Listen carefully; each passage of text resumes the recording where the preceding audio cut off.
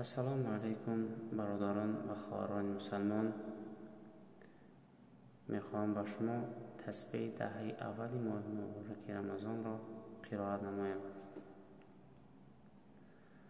سبحان ذی الملک والملکوت،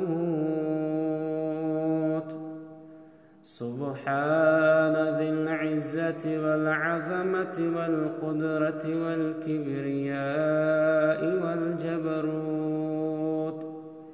سبحان الملك الحي الذي لا ينام ولا يموت، سبوح قدوس ربنا ورب الملائكة والروح، لا إله إلا الله، نستغفر الله، نسألك الجنة ونعوذ بك من النار.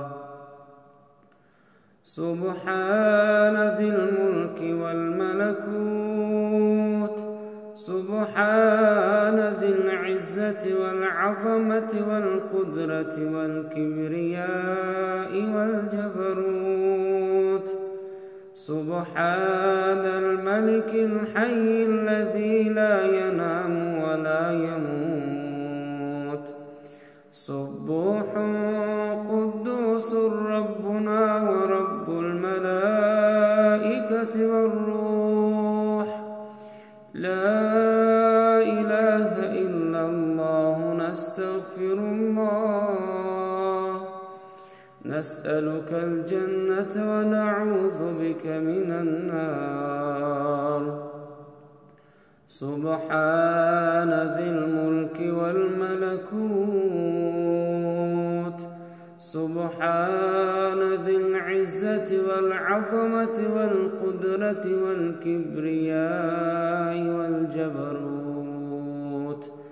سبحان الملك الحي الذي لا ينام ولا يموت، سبوح قدوس ربنا ورب الملائكة والروح، لا إله إلا الله، نستغفر الله، نسألك الجنة ونعوذ بك من النار. يا أرحم الراحمين، يا أرحم الراحمين، برحمتك يا أرحم